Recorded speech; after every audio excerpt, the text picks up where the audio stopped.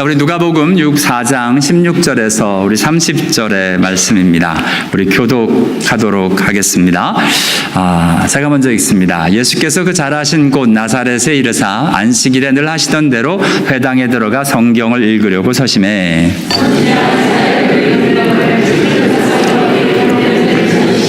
주의 성령이 내게 임하셨으니 이는 가난한 자에게 복음을 전하게 하시려고 내게 기름을 부으시고 나를 보내사 포로된 자에게 자유를, 눈먼 자에게 다시 보게 함을, 전파하며 눌린 자를 자유롭게 하고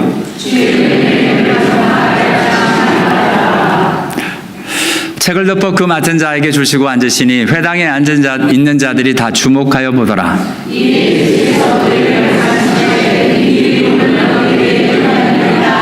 그들이 다 그를 증언하고 그 입으로 나오는 바 은혜로운 말을 놀랍게 여겨 이르되 이 사람이 요셉의 아들이 아니냐?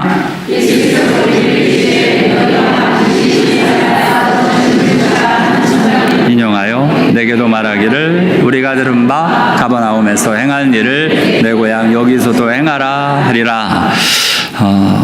네. 또 이르시되 내가 진실로 너에게 이르노니 선지자가 고향에서는 환영을 받는 자가 없느니라.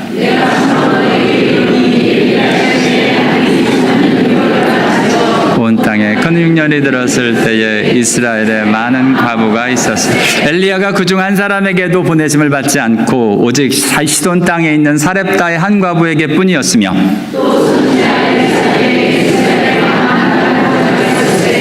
그 중에 한 사람도 깨끗함을 얻지 못하고 오직 로마 사람 나만 뿐이었느니라.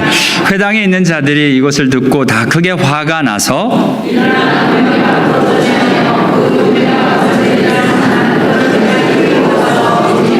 들고자 하되 같이 읽습니다. 예수께서 그들 가운데로 지나서 가시니라. 아멘.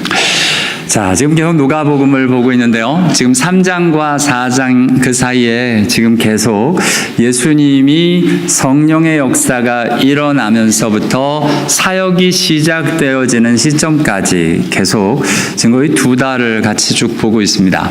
그 중에 예수님에게 일어났던 성령의 역사와 일들 기억하시죠? 성령 세례를 베푸시는 분, 성령의 강림이 있었고요. 비둘기같이. 또한 성령 충만함을 예수님이 입으셨고요. 또한 성령의 인도하심, 성령의 이끌리심이 있었고, 그리고 이제 성령의 능력을 받아서 갈릴리로 돌아오시는 일들이 일어나고 있습니다. 맞습니다. 예수님께서 갈릴리 나사렛이라는 동네에서 자라시다가 이제 밑으로 내려와서 예루살렘에 가서 지금 예루살렘 옆에 있는 요단강가에서 세례를 받으시고 그러면서 일어나고 있는 다시 갈릴리로 돌아오시는데 성령의 능력을 받아 올라오시는, 그러니까 이 5가지의 사건이 예수님에 임했던 그 성령의 역사의 모습으로 지금 표현되어지고 있는 걸 보게 됩니다. 맞습니다. 예수님이 이렇게 성령에 이끌리시고 성령으로 인도함을 받으시고 성령의 임하심이 있었을 뿐만 아니라 그 사이에 어떤 일이 있었죠? 마귀가 시험을 합니다.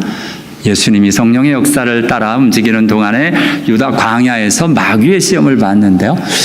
우리가 이 말씀들을 같이 공부를 하면서 이 의미가 지금 창세기에 아담이 처음으로 지금 뱀에게 유혹을 받는 것 같이 지금 마지막 아담으로 오신 예수님이 마귀의 시험을 이기시는, 첫 아담은 실패해서 그 유혹에 넘어져 죄인의 일들이 시작되었다면 마지막 아담으로 오신 예수님은 이 마귀의 시험을 이기심으로 죄 없이 오셔서 죄를 이기시는, 죄 없는 하나님의 아들로 저와 여러분에게 다가오셔서 십자가에 달려 돌아가시는 그 제물이 될 수 있는, 흠없고 점도 없는 하나님 앞에서의 온전한 제물이 되어지는 예수님의 모습을 저와 여러분이 같이 보았습니다.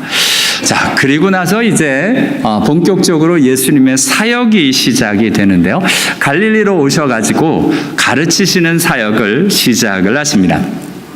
다시 고향 땅으로 오셔서 갈릴리 지방으로 오셔서 예수님이 가르치기 시작을 하셨는데요. 예수님이 공생애를 몇 살 때부터 시작하셨죠? 확실하세요? 30이십니까? 성경은 30쯤, about 30 years old 라고 표현을 합니다. 30세쯤 되니라. 30세라고 이야기를 하셔도 무난하고요. 성경에 나온 곳은 여기 딱 한 군데입니다. 누가복음에서 예수님이 30살에 사역을 시작을 하셨습니다. 왜 30이었을까요? 왜냐하면 유대인들에게 어른이 되는 건 13세부터입니다. 13세부터 유대 회당에 들어갈 수 있고 모든 어른들과 동일한 권한을 다 갖습니다. 13세부터는 정식으로 투표권도 있고 다 있습니다. 13세입니다. 그런데 왜 30세까지 예수님이 기다리신 것일까요? 자, 여러분, 우리 구약의 이스라엘 사람들을 계수할 때 몇 살 때부터 계수할까요? 몇 살 이상을 전쟁에 나가서 할 수 있는 국민으로 우리 미국은 몇 살부터죠? 18세인가요? 18세가 맞습니까? 한국은 몇 살부터입니까? 한국도 18세인가요? 투표권이 몇 살부터 주어지나요? 우리가 별로 알 일이 없어서 혹시 조은기 교수님 혹시 아십니까? 몇 살부터 주어집니까? 18세입니까? 18세부터. 그럼 미국하고 동일하네요. 미국에서 이제 18세가 되어지면 투표권이 주어지죠. 그래서 다 투표할 수 있는 권한이 18세입니다. 성경에서는 몇 살부터일까요? 오늘 왠지 30인 것 같아요? 왠지 30인 것 같아요? 20살이라고 기록되어져 있습니다. 출애굽기를 보고 민수기를 보면 사람들을 계수할 때 20살 이상입니다. 그래서 하나님이 20살 이상을 계수하라고 출애굽기 율법에 기록해 놓았고 그 말씀에 따라 민수기에 2번 계수를 하는데요. 출애굽한 그때에 지금 계수를 한번 하고 약속의 땅에 들어가는 그때 또 한 번 두 번째 계수를 합니다. 총 인구조사를 해요. 첫 번째 인구조사할 때도 20살 이상의 사람들을 카운트해서 한 60만 명 되고요. 광야에서 또 다 이 사람들이 다 죽고 그새 40년 새에 또 다시 나온 그 사람들로 20세 이상 되어진 새로 준비된 그 사람들이 약속의 땅에 가는데 그 사람들 또한 60만 명, 20살 정도를 카운트합니다. 그런데 진짜 재밌게 다 20살로 계산을 하는데 딱 하나 봉사하는 여기는 30세로 기록되어 있습니다. 이 사람들은 30세 이상이어야 된답니다. 어디일까요? 회막봉사입니다. 성막봉사입니다. 성전봉사입니다. 회막이라고 하면 타버나클, 템플, 그리고 텐트라고 보여지는, 그러니까 회막, 성막, 장막, 성경이 다 똑같은 말입니다. 근데 그 회막 봉사, 성막에 들어가서 봉사할 수 있으려면 30세 이상이라고 기록을 합니다. 그래서 회막 봉사에 대해서 지금 민수기 4장에서 쭉 자세히 기록하고 있는데요. 계속 반복적으로 30세 이상은 회막 봉사하는 데는 30세 이상이어야 된다, 30세 이상이어야 된다고 합니다. 왜 그럴까요? 몰라요. 왜 그런지 모릅니다. 그런데 공교롭게 오늘 예수님의 사역이 시작점이 30세로 나타나고 있습니다. 저희 성경학자들은 그래서 어떻게 보냐면, 여러분, 지금 회막, 성막의 모든 것이 예수를 가리킵니다. 회막 문에서부터 번제단, 물두멍, 이게 다 예수님을 가리키고요. 그 안에 있는 성소, 그 안에 있는 떡상, 등잔, 분향단, 그 안에 있는 지성소, 시은좌, 법궤, 그 밖에 있는 성막, 그 성소 위에 껍질까지 모든 것이 바로 하나님의 아들 예수 그리스도를 상징하고 계십니다. 그래서 그 제사법을 보면 모든 게, 그 안에 심지어는 제물도 그렇고요, 그 안에 봉사하는 대제사장, 제사장의 모습도 그렇고요, 이 모든 게 예수를 가르치고 있고 앞으로 오실 메시아 그리스도 하나님의 아들 구원자를 가르치고 있어서 지금 그곳에 일하는 그 사람들의 나이, 이것도 예수 그리스도의 본격적인 사역의 이 시점에 대하여 예언하고 계신 것이라고 저희들은 믿습니다. 그러니까 모든 것이 예수를 가르치고 있기 때문에. 왜 30인지는 모릅니다. 그러니까 하나분명한 건 예수님이 30세까지 하나님이 정하신 시간까지 기다리셨어요. 하나님이 정하신 게 30이셨던 거예요. 우리가 가끔 이해가 안 되죠. 가끔 예를 들어서 은혜를 받으면 막 가고 싶습니다, 하고 싶습니다. 제가 맨 처음에 하나님 앞으로 헌신하자마자 하나님 이제 나를 보내주십시오 라고 정말 공부하던 거 다 뒤로 하고 이제 신학으로 가겠습니다. 그럴 때 하나님이 저에게 마음을 주신 게 2년을 기다리는 마음이었습니다. 실제로 소리가 들렸어가지고 그때는. 그래서 2년을 왜 기다려야 되는지 하나님께로 물었습니다. 그런데 2년을 왜 기다려야 되는지 말씀하신 게 아니라 2년 동안 뭐를 해야 되는지를 가르쳐 주셨어요. 뭐였냐면 제가 그때 같이 하던, 내가 떠나면 교회가 그때 막 교회가 작은 교회였기 때문에 리더들이 아주 불안한 거예요. 근데 제가 2년 동안 해야 될 일이 뭐였냐면 교회가 든든히 서도록 2년 동안 리더들을 키우는 일이었습니다. 그 일을 하게 하셨고 2년 뒤에 참 기적 같은 일이 일어나서 참 많은 일들이 일어나서 정말 하나님의 역사를 보고 귀한 일들을 보고 그 자리를 떠나게 하셨습니다.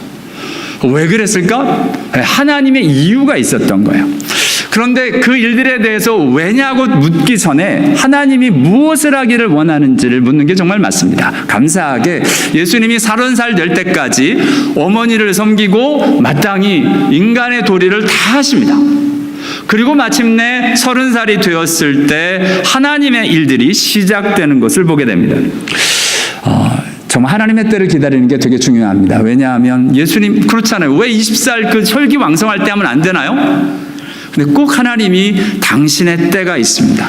그 때를 기다리고 하나님 앞에서 인도함을 받을 수 있는 은혜가 정말 저와 여러분에게 있게 되기를 원합니다. 자, 이런 일이 시작이 되었는데요.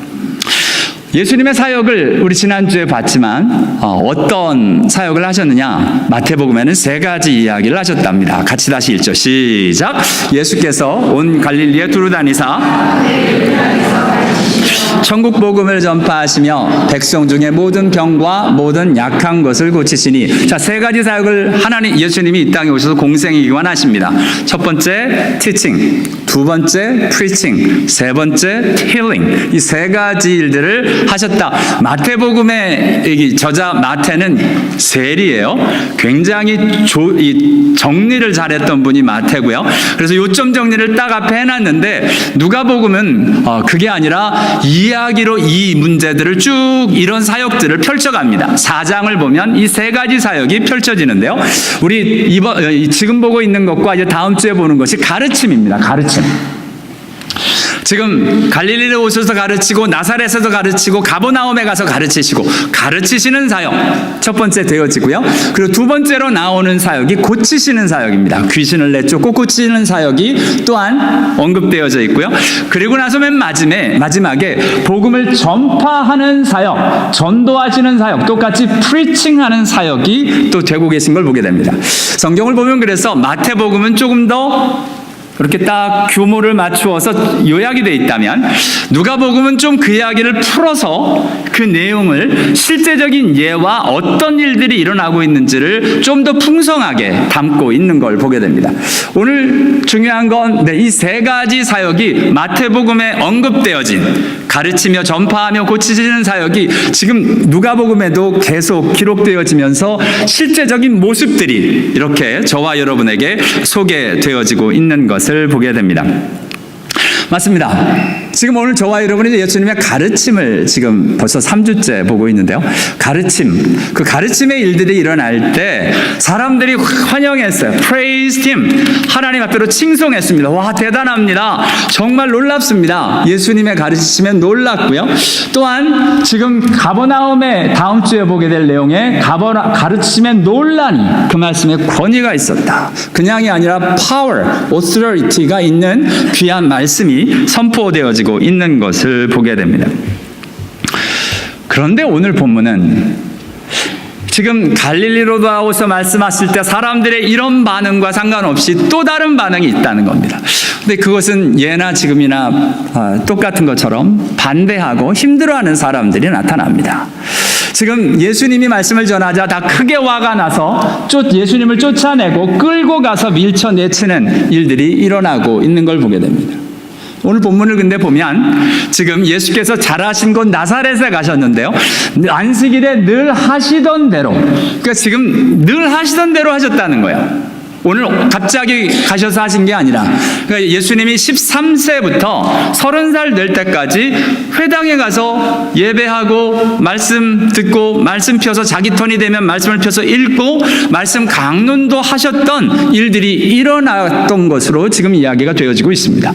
예수님이 하나님의 사역이 일어나기 전까지, 하나님이 일하시기 전까지 자기의 자리에서 예배하고 준비하고 하나님 앞으로 말씀 가운데로 살고 말씀 가운데로 듣고 하는 일들이 늘 하시던 대로 그대로 되어지고 있었는데, 오늘은 그 자리에서 놀랍게 하나님께서, 예수님께서 예루살렘에 가서 요단강에서 세례를 받으시고 올라오신 다음에 성령의 능력을 가지고 올라오신 다음엔 말씀이 선포되어지기 시작을 했는데요. 특별히 오늘 보고 있는 이 말씀은 우리 2주 전에 보고 지난주에도 봤죠. 오늘도 잠깐 보겠습니다. 같이 읽습니다. 시작.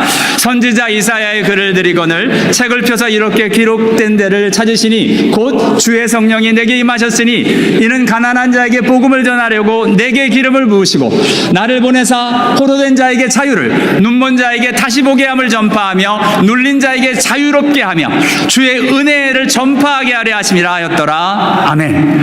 지금 주의 성령이 내게 임하였으니, 지금 이사야서 61장 1절과 2절의 말씀인데요. 주의 성령이 임하신 사건, 앞에서 우리가 보았지만 3장과 4절에 지금 성령의 세례를, 또한 성령의 충만함을, 성령의 강림이, 성령의 인도하심이, 성령의 능력이 임하시는 그 성령이 내게 임하셨으니, 이런 일이 있는 것은 바로 그 성령의 임하심을 받은 그 사람, 내게 기름을 부으시고, 기름을 부으셨다는 게 뭐였어요? 메시아, 그리스도, 하나님의 아들, 마지막 아담, 이 구원자, 이분으로 오시게 되는 것이다 라고 이야기를 하시면서 그분이 하시는 일이 어떤 거라고요? 복음을 전하고 자유를 선포하며 다시 보게 하며 일들이 전파되어지고 눌린 자에게 자유로움을, 주의 은혜의 자유를 선포하는 이 신년의 일들이 시작된다라고 말씀하고 계셨습니다. 여러분, 여기서 예수님이 이 말씀을 읽으셨어요. 읽으시고는 문제는 이렇게 말씀을 하시는 거예요. 어떻게요? 이 글이 오늘 너희 귀에 응하였나니라. 이게 중요합니다. 맞습니다. 회당에 가고 교회를 오면 그때 이 말씀을 가지고도 많은 분들이 설교를 하십니다. 어떻게요? 이 말씀은 무슨 의미이고 어떤 랍비는 이 말씀을 어떻게 하셨고, 저와 여러분도 설교를 들으면서 이 말씀은 어떤 의미라는 걸 깨닫잖아요. 무슨 말씀이라는 걸 알게 되어지는, 그것이 그 당시의 설교의 주된 내용이었고요. 지금도 저와 여러분이 그렇게 설교만을 들을 수 있습니다. 근데 오늘 예수님의 설교는 다르셨어요. 이제 여태까지는 듣도 보도 못한, 이제 주님의 때가 되자 주의 성령이 실제로 임하셨고요. 이제 그리스도임이 나타나자 이 말씀이 너희 귀에 응하였느니라. 이게 과거도 아니고 응할 것이라고 미래도 아닌 현재입니다. Today, this scripture is fulfilled in your hearing 이라고 이야기하시면서 지금 이런 일들이 일어난다, 응하고 있다 라고 말씀하고 계십니다. 맞습니다. 예수님이 이 땅에 오셔서 지금 그리스도로 온전히 사역하시는 이때로부터 하나님의 말씀은 과거의 말씀도 미래의 말씀도 아닌 저와 여러분에게 이루어지는 현재의 말씀, 나에게 주어지는 지금 일어난 하나님의 역사의 말씀, 그렇게 들려지는 은혜가 저와 여러분에게도 있게 되기를 원합니다. 하나님의 말씀 설명 듣는 거 중요합니다. 그러나 더 중요한 것은 그 말씀이 나에게 이루어지고 있습니다. 그 말씀이 이루어집니다 라고 고백되어지는 말씀의 역사의 현장에 저와 여러분이 있게 되기를 원합니다. 이게 지금 예수님의 말씀이었습니다. 이것은 사람들에게 센세이션한 일들이었습니다. 왜냐하면 아무도 이 말씀을 이렇게 얘기할 수 없었기 때문에 그렇습니다. 많은 랍비도 자기를 알았습니다. 이 말씀을 해석을 하며 메시아가 오게 되면 이렇게 될 것이다 라고 이야기를 했을 겁니다. 그런데 이것에 대하여 예수님은 이제 처음으로 사람들 앞에서 이 글이 너희 귀에 응하였다, 이 말씀이 이루어진다. 이 말씀이 이루어졌다라고 이야기하심으로 사람들에게 이 말씀이 어떻게 저와 여러분에게 다가오는 현실의 말씀이 되는지, 그래서 예수님이 이 말씀을 이렇게 전파할 때 우리 지난주에 본 것처럼 참 자유의 역사가 이젠 일어날 것이다가 아니라 예수를 믿을 사람에겐 참 자유가 나의 것입니다 라고 고백되어지는 그 현장이, 믿음의 현장이 오늘이 되어지는 그 역사가 오늘 예수님이 말씀을 선포하는 이 자리가 되는 걸 보게 됩니다. 오늘 저와 여러분, 맞습니다. 예수를 믿는 것이란 이런 것입니다. 이 예수를 만나는 겁니다. 저와 여러분이 앞으로 과거에 있었던 것, 그것으로 머무는 것이 아니라 지금 오늘 저와 여러분의 현장, 삶의 자리에서 예수 그리스도의 자유가 선포되어지고 하나님의 역사가 일어나는 귀한 은혜가 저와 여러분에게 있게 되기를 원합니다. 지금 예수님이 그 말씀을 선포하시면서 사람들이 그들이 다 그를 증언하였습니다. 이게 all bore witness to him. 그러니까 all bear witness to him. 이게 무슨 말이냐? 사람들이 그 말씀을 듣고 맞다라고 증거가 되었다는 겁니다. 한마디로 믿음이 생겼습니다. 은혜를 받았습니다. 이 말씀을 듣고 할렐루야가 되었습니다. 아멘이 되었어요. 그리고 이 입에 나오는 은혜로운 말을 놀랍게 여겼습니다. Amazed. 와, 어떻게 이런 말을 하고 놀랍게 여겼습니다. 우리 한국말은 연이어집니다만 여기서 끊는 것이 좋습니다. 영어 표현으로처럼 딱 period로 끊어졌습니다. 놀랐어요. 근데 문제는 거기서부터 시작됩니다. period를 찍은 다음에 사람들이 갑자기 생각이 듭니다. And 그리고 여기 원어를 보면 카이라는 단어가 거기 들어가 있습니다. And 그런데 사람들이 갑자기 생각하기 시작했습니다. 가만히 있어봐. 이 사람이 요셉의 아들 아니야? 이 사람이 요셉의 아들이다 라는 생각이 갑자기 들기 시작을 했습니다. 나름대로 이 생각은 어떤 것이었습니까? 우리 3장에서 보았지만 이것은 사람들이 아는 대로 요셉의 아들이니, 그렇죠. 하나님은 예수를 하나님의 아들이다 라고 선포하고, 지금 성경의 말씀도 성령이 임한 그 그리스도, 그 사람은 이런 하나님의 역사, 자유의 일들, 하나님의 일들을 일으키는 분이다 라고 이야기하고 계신데, 갑자기 인간적으로 아는 내 지식과 생각으로 예수가 보여지기 시작을 했습니다. 요셉의 아들인데 왜 이 사람이 이런 말을 하는 거야 라고 이야기를 합니다. 마태복음에서는 이 이야기를 조금 더 구체적으로 이야기를 합니다. 사람들이 이는 그 목수의 아들이 아니냐. 요셉이라는 게, 요셉도 요셉이지만 목수의 아들이, 이 표현은 뭐냐면 어떻게 목수의 아들이 이런 걸 알지? 뭐 이런 겁니다. 지금 예를 들어서 누군가가 예루살렘에서 가말리엘 문화생의 유명한 신학자가 와서 이런 말을 했다면 인정하고 들어갈 수 있지만, 그게 아니라 우리가 아는 그 목수의 아들 요셉인데 어떻게 이런 말을 하지? 내가 알고 있는 지식과 모습들이 지금 예수의 역사와 일들을 바라보고 영적인 눈을 뜨게 하는데 걸림이 되고 있는 걸 보게 됩니다. 여러분, 저와 여러분이 이럴 수 있습니다. 하나님의 역사와 일들이 일어나는데 그걸 못 보는 이유가 내가 알고 있는, 내가 생각하는, 내가 경험한 하나님, 나름대로 내가 아는 하나님의 모습이 하나님의 역사의 일들을 자꾸 밀어내고 있는 것을 보게 됩니다. 왜냐하면 이러면 안 되는 겁니다. 내가 생각해. 그래서 진짜 위험한 사람이 누구냐? 신앙생활을 나름대로 오래 한 사람들, 그리고 자기 것이 있는 사람들, 나름대로 이렇게 하나님을 믿는 거야 라고 생각하는 사람들이 위험합니다. 왜냐하면 진짜 하나님의 일들이 일어날 때 그 껍질을 못 벗어서 하나님의 일들을 덮고 그만하라 하고 그 하나님의 역사들을 막아서는 사람들이 되는 게 딴 사람들이 아닙니다. 종교인들, 특별히 저와 여러분 같이 신앙생활을 나름대로 한 사람들, 그 사람일 가능성이 굉장히 많습니다. 진짜 하나님의 역사가 일어날 때 하나님의 이름으로 내가 아는 것, 이러면 안 된다라고 생각하는 것들까지 다 내려놔지는 은혜가 저와 여러분에게 있게 되기를 원합니다. 요즘은요, 세상이 이걸 알아요. 세상에서 개혁과 그 쇄신을 하려면 어떻게 하느냐? 그 분야에 전혀 상관없는 사람을 데리고 옵니다. 저번에 한번 소개를 했죠. 다 죽어가던 애플 컴퓨터 회사가 맨 처음에 센세이션을 일으켰죠. 맨 처음 조그만 애플을 가지고 세상을 날렵석을 했습니다. 근데 그 애플 회사가 다 망했어요. 왜요? 스티븐 잡스가 떠나자 이 기발한 아이디어가 안 나오는 거예요. 다시 스티븐 잡스를 데리고 왔습니다. 살려달라고, 애플사를. 그러고서 스티븐 잡스가 한 일이 뭔 줄 아십니까? 너무 뜻밖의 변기 디자이너, 화장실 토일렛 변기 디자이너를 데려다 놓고 갑자기 컴퓨터 외관을 디자인하라고 했습니다. 무슨 말이냐? 그냥 아무 변기 디자이너가 아니에요. 이 사람은 어떤 사람이었느냐? 여러분, 변기가 되게 무슨 색깔이에요?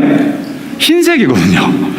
근데 이 사람이 신기하게, 이 사람은 이상한 색깔을 가지고 변기를 만드는데 이게 잘 팔리기 시작을 한 거야. 그래서 그 변기를 그렇게 디자인한 사람을 데려다 놓고 컴퓨터에 대해서 아무것도 모르는 이 사람에게 컴퓨터를 디자인하라고 한 거야. 어떻게 했느냐? 센세이션한 디자인을 했습니다. 투명한 컴퓨터, 니온 색깔의 애플, 이런 걸로 만들어서 애플이 다시 일어나기 시작을 했습니다. 이 아이폰 이거 나오기 전에 이것을 만드는 돈을 어디서 벌었느냐? 그 투명한 컴퓨터 희한하게 생겼어요. 근데 사람들이 그걸 너무 좋아하는 거야. 왜냐하면 컴퓨터가 여태까지는 회색 바탕에 그냥 화면만 있는 거였는데 다 다른 건 다 시꺼먼 거였고, 근데 여기에 색깔을 집어넣으면서 젊은이들의 방향을 확 일으켰습니다. 근데 이거는 우리 엔지니어들이 못해. 왜요? 그런 생각을 아예 못하니까. 컴퓨터는 이런 거야 라고 고정관념 때문에 이걸 못하는 겁니다. 근데 변기 디자이너가 와서 모든 걸 다 바꿔놨습니다. 여러분, 가끔 우리의 신앙의 걸림돌이 우리가 믿어온 겉모습일 가능성이 굉장히 많습니다. 하나님께서 왜 은혜를 못 받느냐? 우리가 가지고 있는 겉모습, 내가 가지고 온 이렇게 예수를 믿어야 된다, 기도는 이렇게 해야 한다라는 것이 저와 여러분이 예수를 경험하지 못하게 하는 큰 걸림이 될 수도 있다는 말씀입니다. 오늘 진짜 예수님 앞에서 그 목수의 아들이 아니냐? 목수의 아들이 무슨, 여러분, 만약 저에게 무슨 일이 있어서 제 새로운 담임 목사를 구해야 된다면 여러분 뭐부터 보겠습니까? 요즘은 이력서부터 봅니다. 그리고 박사학위를 받은 좋은 신학교를 딱 나온 사람들부터 봅니다. 그러면 하나님의 일이 일어날까요? 그런 사람들이 하나님의 역사를 다 이루는 걸까요? 어쩌면 우리가 생각하는 그것 때문에 진짜 하나님이 보내시는 하나님의 사람들을 우리 손으로 내쫓고 있을 수도 있다는 말씀입니다. 진짜 하나님 앞에서 하나님의 일들을 사모하고 우리 눈에, 우리의 마음에 인간적인 것이, 종교적인 것이, 나의 편견과 나의 생각이 하나님의 역사를 가로막지 않도록 하나님 앞에서 끊임없이 우리 자신이 내려놔지는 은혜가 있게 되기를 원합니다. 맞습니다. 종교개혁이 그런 거였고요. 개혁신학이 그런 겁니다. 날마다 새롭고 날마다 쇄신하는 게 개혁신학입니다. 근데 이미 아직도 오래전의 개혁신학을 지금도 이야기하는 건 개혁신학의 그 정신이 아닙니다. 복음의 일들을 가지되 끊임없이 변화하고 끊임없이 하나님 앞에서 하나님의 역사를 받아들이고 하나님의 일로 나아가 우리가 가지고 있는 껍질을 벗고 하나님의 역사의 현장에 갈 수 있는 은혜가 진짜 평안교회 성도 저와 여러분에게 있어서 이 마지막에 하나님이 사용하시고 하나님이 일하시는 저와 여러분 다 되실 수 있게 되기를 원합니다. 자, 이렇게 드려지는 사람들을 향하여 오늘 예수님께서 이렇게 이야기를 하십니다. 예수께서 그들에게 이르시되 너희가 반드시 의사야 내 자신을 고치라 하는 속담을 인용하여 내게 말하기를 우리가 들은 바 가버나움에서 행한 일을 너희 고향에서 여기도도 행하라 하리라. 이 말이 그냥 한국말로 읽으면 뭔 말인지를 잘 몰라요. 이게 그게 뭐지? 이거는 미래형입니다. You will surely say. 너 꼭 이렇게 이야기할 거야 앞으로. 가버나움에서 행한 일 우리 고향에도 와서 해주십시오. 라고 후회하는 말을 꼭 할 거야 라는 말입니다. 무슨 말이냐? 지금 갈릴리에 오셨다가 지금 나사렛에 먼저 오셨습니다. 근데 사람들이 예수님을 배척해서 지금 예수님이 기적이나 귀한 일들을 이루실 시간이 없어요. 그리고 사람들이 막아서는 바람에 아무것도 못합니다. 그래서 어떻게 갔냐? 가버나움에 가셨어요. 다음 주에 보게 될 가버나움에 가셔서는 어떤 일이 일어나느냐? 말씀에 놀라운 권위 있는 역사, 귀신이 명하며 떠나가고 병이 나가고 고치고 귀신들이 나가는 놀라운 역사가 막 일어납니다. 나사렛에서는 안 일어났습니다. 나사렛에서는 이런 모습들이 없는 일들이 일어나자 놀라운 소문이 그 근처 사방에 퍼지기 시작했습니다. 자, 가버나움에서 이런 역사가 있자 소문이 퍼지기 시작을 합니다. 그러자 사람들이 그 소문을 듣고는 지금 이야기를 하는 겁니다. 우리가 들은 바 가버나움에서 행한 일을 내 고향 여기서도 행하라 하리라. 무슨 말이냐? 예수님은 지금 나사렛에서 아무 일을 행할 수가 없으셨다는 겁니다. 그러는 바람에 사람들이 왜 우리 고향에서는 안 하고 왜 딴 지방에서 자꾸 그래? 라고 이야기를 하는 거예요. 우리 교회 고향에 와서도 하나님의 일들을 하란 말이야. 고치고 귀신 내쫓고 하나님의 역사를 하란 말이야. 라고 이야기할 거라는 겁니다. 자기들이 뭔 짓을 했는지 모르고 예수를 쫓아냈는지도 모르고 말입니다. 그러면서 예수님이 이야기합니다. 선지자가 고향에서는 환영을 받는 자가 없느니라.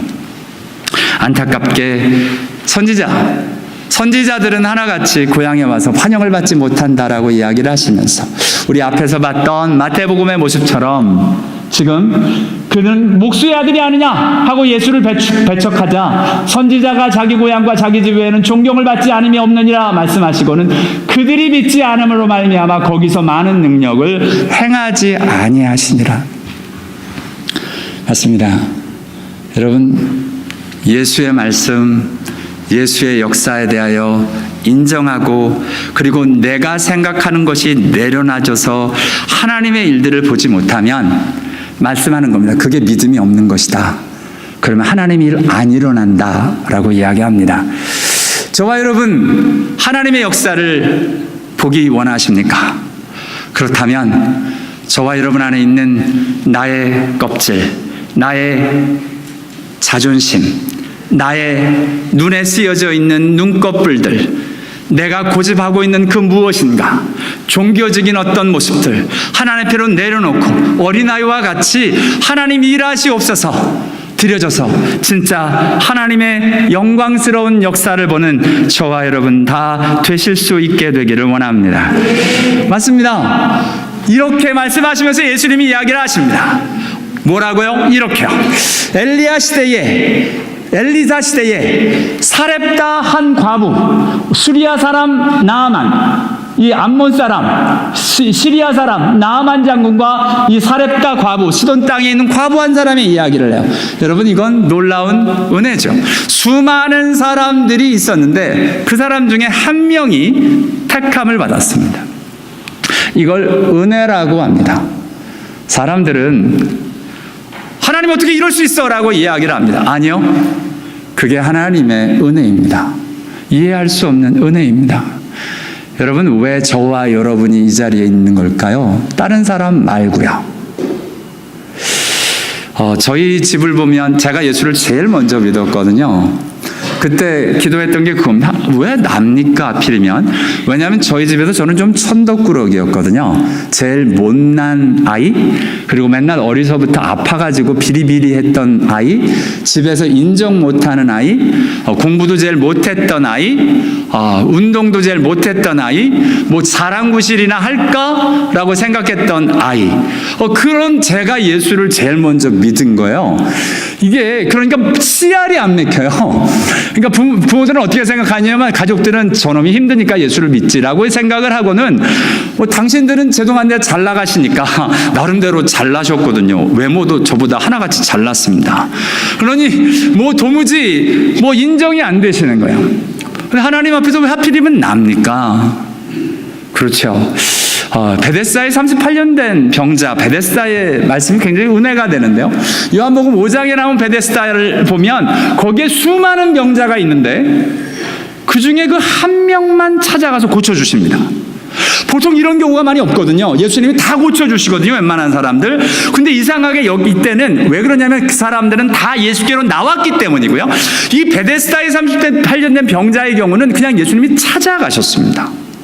베데스다에 많은 병자가 있는데 그 중에 그 사람만 고쳐줘요. 왜요? 모릅니다. 우리는 이것을 은혜라고 합니다. 그런데 신기하죠? 여러분, 이 은혜를 받은 사람은 할렐루야하고 감사하고 몸둘 바는 모르잖아요.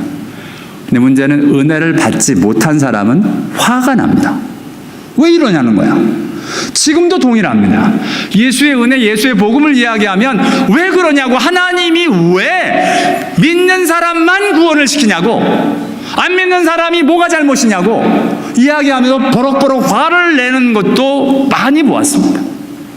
죄송한데 왜 그러냐면 그 우리 소관이 아닙니다. 그것은 은혜 받은 자와 은혜 받지 못한 자의 모습으로 나타납니다. 오늘요, 이 말씀이 선포되자 사람들이 어떻게 반응하느냐? 이렇게 반응합니다. 갑자기 화가 납니다. 다 듣고 화가 나며 일어나 동네 밖으로 쫓아내고 끌고 가서 밀쳐 떨어뜨리려고 합니다. 예수를. 왜요? 이 사람들이 싫어하는 단어가 하나 나왔어요. 뭐냐면 이방인입니다. 이방인. 시돈 땅, 시리아 사람, 이런 건 싫은 겁니다. 유대 백성을 구원했다 이러면 힘이 나는데, 하나님의 역사가 뭐 교회 가운데 있다 그러면 신이 나는데, 내가 별로 안 좋아하는 우리 교회에서 일어났다면 신이 나는데, 내가 별로 안 좋아하는 저 교회에서 일어났다 그러면 싫은 것, 똑같은 현상이고요. 지금 복음을 알지 못하는 사람들이 은혜 받지 못하는 이유, 사실 제가 그랬기 때문에 그렇습니다. 몸이 힘들고 아프면서 대학교 생활을 하면서 예수 믿는, 죄송합니다만 것들이 꼴불견이었어요. 싫었어요. 화가 났습니다. 저는 이 오늘에 왜 화를 내는지 이해할 수 있어요. 왜냐하면 이 말이 정말 듣기 싫었습니다. 왜 예수 믿는 자만을 구원하냐는 거예요. 나중에 모든 사람이 다 구원받을 수 없었던 사람 중에 하나님이 몇몇 사람이라도 구원하게 되는 것이 은혜라는 것을 깨닫기 전까지는 하나님 앞에서 그 사실이 저에겐 너무 힘든 일이었습니다. 저와 여러분, 은혜 받지 못하는 일들, 왜요? 나름대로 내 생각과 다르고 내가 지키고 내가 이해하고 내가 일들이 있는 내 머리 안에 일어나는 일과 하나님의 일들이 다를 때 사람들은 너무 힘들어합니다. 심지어는 화를 내요. 심지어는 그렇게 이야기하는 사람, 그렇게 이야기하는 예수를 쫓아내고 심지어는 끌고 가서 밀쳐 떨어뜨리려고 하고 있는 것을 보게 됩니다. 저와 여러분도 마찬가지입니다. 저와 여러분이 신앙생활 이렇게 좀 잘 하잖아요. 이렇게 가만히 앉아있는 저와 여러분은 되게 점잖고 괜찮아요. 근데 저와 여러분하고 너무 다른 사람이 와서 예수 그리스도를 믿는 모습으로 나타날 때 그 일들을 받아주고 그 일들과 함께하는 것이 쉬운 일이 아닙니다. 내 생각에는 어려운 거예요. 내가 미워하는 그 사람들에게 일이 일어날 때 힘든 거예요. 하나님 앞에서 정말 오늘 이 사람들이 안타깝게 은혜 받지 못한 자의 자리에 나오는 일들이 일어나고 있는 이러한 일들이 저와 여러분에게 없도록 적어도 이 모습은 분명합니다. 예수 믿는 자에게, 은혜 받은 자에게 이렇게 나타나지는 않습니다. 크게 화를 냈습니다. 여러분, 하나님의 일들이 화를 내면서 일어나는 일은 거의 없습니다. 성경에 몇 번 있었어요. 근데 그 일들은 몇 번 되지 않습니다. 그런데 그것이 마치 나는 하나님 편인 것처럼 화를 내면서 노상 하나님의 일들을 하고 있다면 여러분 잘못하는 겁니다. 정말 하나님 앞에서 나의 성질머리를 하나님의 뜻으로 자꾸 착각하는 일들입니다. 뭐가? 내가 맞다라고, 나는 옳다라고 생각하는 내가 하나님이 된 사람들의 전형적인 모습인 것을 보게 됩니다. 이 사람들이 은혜 받지 못한 사람이 아니었어요. 아까 은혜로운 말을 듣고 아멘 했던 사람이에요. 저와 여러분 하나님의 말씀을 듣고 아멘 할 수 있어요. 그러나 나와 다르고 내 생각과 다르고 이것이 아닌데라고 생각되어지는 그 자리에서 하나님의 역사가 일어날 때 그것을 어떻게 받아들이고 어떻게 그 자리에 나가는 일들인가? 하나 분명합니다. 우선 화내는 건 하나님이 기뻐하시는 모습 아닙니다. 지금 인간적으로 지금 반응하고 있는 이런 사람들, 그렇죠. 저와 여러분이 예수를 봅니다. 성령에 이끌리시는 예수님, 마귀가 이끌고 가서 지금 예수님을 성전 꼭대기에도 갖다 놓고 산 꼭대기도 갖다 놓고 그러면서 이거다 저거다 꼭대기로 끌고 올라가는 마귀의 인도함. 사람이 끌고 가는 경우가 있습니다. They led him, led by the Spirit이라고 이야기하는 것처럼 성령이 인도함이 있고 마귀가 인도하는 게 있고 사람이 인도하는 게 있다는 겁니다. 저와 여러분, 이것이 분별되어져서 정말 마귀가 이끌고 가는데 하나님이 이끄는 것처럼 착각이 되지 않았으면 좋겠고요. 사람이 이끌고 가는데 죽을 자리로 끌고 가는데 그게 마치 하나님의 섭리처럼 착각하시면 안 되고요. 진짜 성령의 인도함을 받는 성경이 말하는 성령의 역사가 무엇인지를 바로 알아 그 자리로 가는 하나님의 역사가 저와 여러분에게 있게 되기를 원합니다. 맞습니다. 사람이 끌고 가니까 예수님은 지나가세요.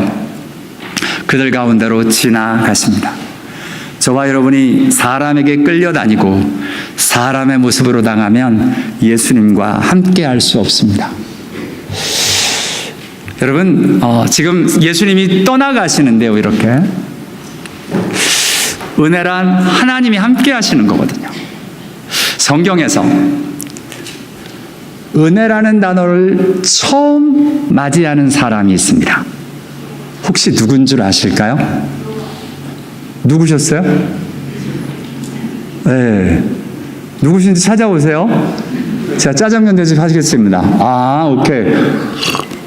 저분에게는 지금 짜장면이 몇 그릇이 걸려 있는지 모릅니다. 할렐루야. 자, 성경에 왜 아브라함을 믿음의 조상이라고 하냐고요? 믿음이라는 단어가 창세기 15장 6절에 처음 나옵니다. 아브라함이 이를 믿음에 하고 믿음. 하나님이 그를 의로 여기시다라고 하셨기 때문에 믿음의 조상이 됩니다. 아브라함이. 그런데 지금 은혜의 시작은 노아로부터 시작됩니다. 단어가 처음 그분에게 나타나요. 어떻게요? 성경에 노아는 여호와께 은혜를 입었더라. 은혜를 입었다라고 이야기를 합니다. 그 은혜를 입는데 그 현상이 어떻게 되느냐? 그는 하나님과 동행하였다. 하나님의 은혜를 입은 사람은 하나님과 동행하고 하나님과 함께하는 일이 일어나고 있는 걸 보게 됩니다. 이건 미러 효과라고 말씀을 드렸습니다. 이게 하나님과 동행하니까 은혜를 받는 거 이거 아니고요. 하나님 앞에로 은혜를 받았으니까 동행하는 거 이것도 아니고요. 이 일들이 동일하게 일어나는 겁니다. 하나님의 은혜를 받는 일들과 하나님과 동행하는 일들이 같이 일어나서 은혜 받은 사람에게 일어나는 것, 하나님과 동행하는 역사가 일어나고 있는 것을 보게 됩니다. 저와 여러분, 내가 내 분에 못 이겨 버럭 화내는 자리에 하나님이 함께하지 않습니다. 그곳은 하나님이 함께하는 자리가 아닙니다. 하나님께서 함께하는 자리가 되도록 또한 이야기합니다. 신약에서 최근에 누가복음에서 은혜 받은 자로 소개되어진 마리아, 가브리엘이 찾아와서 은혜를 받은 자여 평안할지어다. 주께서 너와 함께 하시도다. 여기도 선포가 되죠. 은혜를 받은 자와 주께 함께 하시는 것이 선포되어지고 내가 하나님께 은혜를 입었느니라 하시면서 이렇게 이야기합니다. 그러자 마리아가 말씀대로 내게 이루어지리라. 여러분, 오늘 나사렛 사람들과 마리아가 정확히 대조되지 않습니까? 하나님의 말씀이 응하여졌다라고 이야기되자 사람들이 예수님의 말씀에 은혜 받는 줄 알았더니 정작 하나님의 말씀들이 더 선포되니까 그 말씀은 나랑 상관없고 나는 화가 나고 왜 그런 얘기하냐고 덤벼들고 정말 예수를 끌어내고 있는 걸 보게 되는데요. 지금 마리아는 사실 말이 안 되는 일이 아닙니까? 처녀인데 하나님이 임해서 하나님의 아들을 갖게 된다는 겁니다. 말이 안 되는 얘기를 하시는데 지금 말씀대로 내게 이루어지다 합니다. 저와 여러분에게 하나님이 원수를 사랑하라고 합니다. 그 말이 우리에게는 어떤 때 하나님 말이 됩니까? 저 사람을 내가 어떻게 사랑해요? 라고 드려지는 그 사람은 오늘 동일하게 나사렛 사람처럼 하나님의 말씀은 저쪽에 있지만 나는 못 받아들이겠다는 겁니다.